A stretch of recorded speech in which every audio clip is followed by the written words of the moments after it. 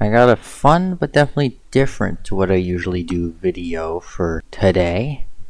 And it's one that I've been wanting to do for quite a while actually. Especially with all the Linux stock that's been ever so increasing as of recent. And that is the performance difference between Ubuntu and Windows. I'm going to probably title it Linux, but I'm going to be using Ubuntu just because I already have it installed on the laptop that I'm going to be using. Which, yes, I am going to be using a laptop because I'm curious how it's going to handle mobile hardware. I've used it on a desktop a bit before, and it was either tied or worse when it comes to performance. So I'm not expecting it to do good, but I'm mainly doing this for myself because I want to learn the strong points Linux has and the weak points. I already know it's weak with high RAM usage stuff. I know because I saw a third of the performance on Satisfactory when I tried it. But that's really the only game I've played for a significant amount of time on Linux.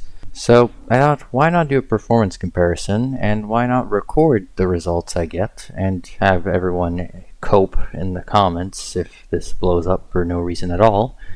So yeah, I guess let's stop yapping and get on with the specs of the laptop I'm going to be using. So yeah, I'll put the specs on screen and then maybe in the description if I don't forget.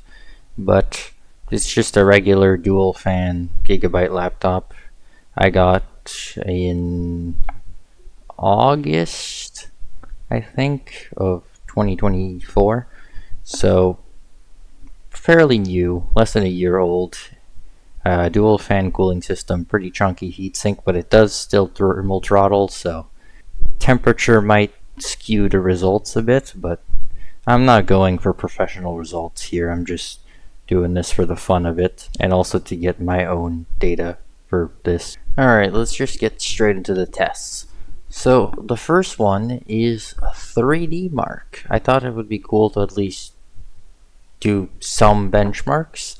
And ironically enough, this is the only mainstream benchmark that can even be part of this video because it's on Steam, which means compatibility is guaranteed. All the other ones are Windows only, or they're cheap knockoffs or modified versions to work with Linux if they do exist. So we're just going to stick with 3D Mark, rest is going to be game tests, and we'll keep it simple as that. First up was obviously TimeSpy, which went about as expected, getting a pretty decent score on Windows, and over on Linux, getting a nice DNF as expected, failing over and over, and it's complaining about insufficient system info, so likely it can't grab system info it needs, if I had to guess. I don't know, I'm not a professional, but I don't know how to fix that, so that's a point for Windows. Next up was obviously Firestrike, which yielded 18,000 combined score on Windows and fell short on Linux with only 14,000. After that was obviously Night Raid, which got a wonderful 48,000 almost on Windows, and once again fell slightly short, mostly on graphics score with 45,000 combined. I wasn't sure whether or not to include these, but you can take them as a bonus. Steel Nomad, one of the new benchmarks, really hard to run. On Windows, Steel Nomad Lite got a little under 8,000, and on Linux it DNF'd. For the normal Steel Nomad on Windows, it got about 1,700, and on Linux it once again DNF'd. So yeah, don't know what's going on there. I would have expected the normal Steel Nomad because it doesn't have enough VRAM for the test, although it still did pass on Windows. But don't know about the Lite or what's up with TimeSpy either.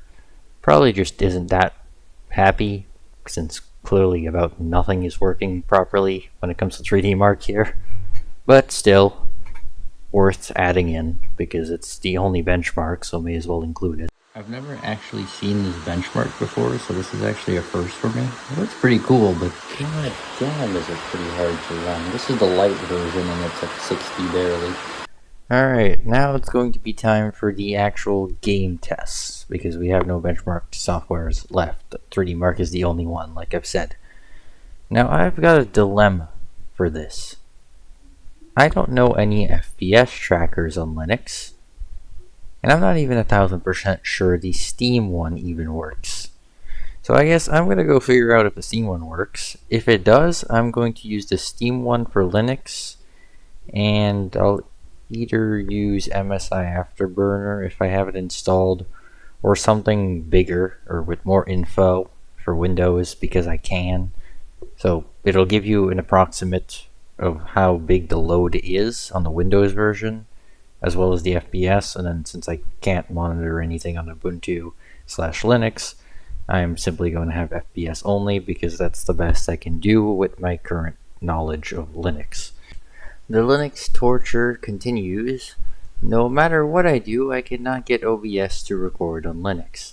It'll record, but as soon as you tab onto a game, and it literally only does this for games, like if it's trying to freaking piss me off on purpose, it records a black screen. And it does so every time you tab onto a game, and as soon as you tab off of a game, it goes straight back to working just fine. So, you know what? I'm not going to play at stupid games. I'm going to take a screenshot instead on Linux. I mean, it's not the same, but that's the best I can do. I guess lesson learned.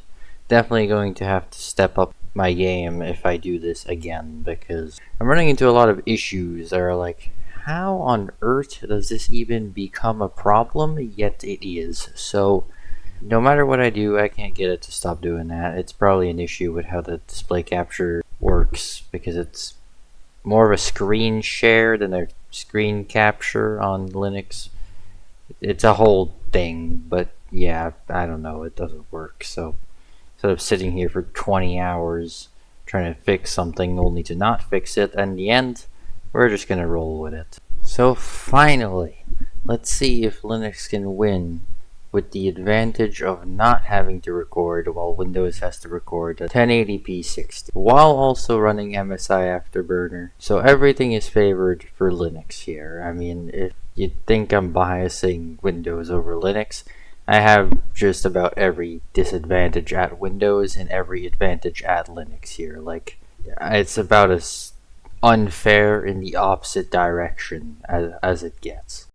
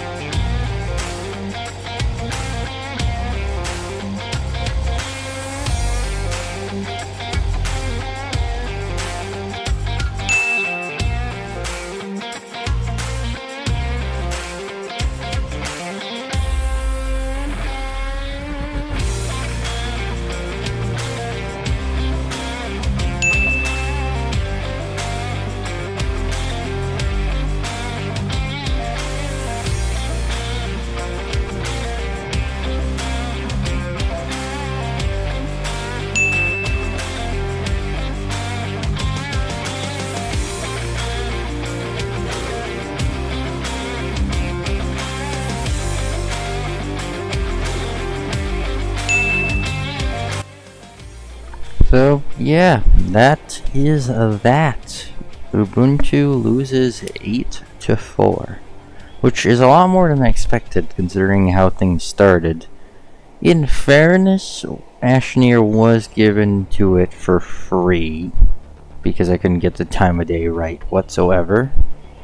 But the other three were, for the most part, fairly legitimate points. I mean, the Snorner one I couldn't get aligned quite properly, but it's such a big difference, I don't think it matters. And the only reason I didn't give it a point for Raft is because it was tied with Windows recording and Ubuntu not recording. so I gave that one to Windows. But most of these, it's interesting how it either wins by quite a lot or loses by quite a lot. It's never close, and it's very rarely tied, clearly. So yeah, and there was also definitely some throttling going on. Like, I mean, in that rash run it was hitting 100 degrees. There's not much I can do. I could manually crank the fans at 100, but I can't do that on Ubuntu, so it would be unfair. Next time, if I do this again, well, first of all, I'll definitely do some changes, because there's a lot that needs fixing and improving here.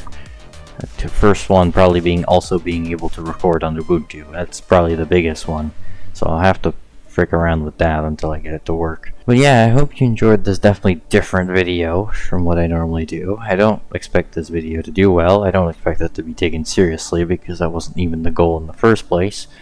But I still want to do it, and I still wanted to commit to finishing it, even if nothing went as expected, because I think it can be used as a great learning experience. And I think that's the whole point of this. I wanted to learn what Ubuntu was good at and bad at, and for the most part, I don't really see much of a pattern, so it's kind of just hit or miss, it seems. Anyway, I hope you enjoyed. Have a good rest of your day, and I'll see you probably never.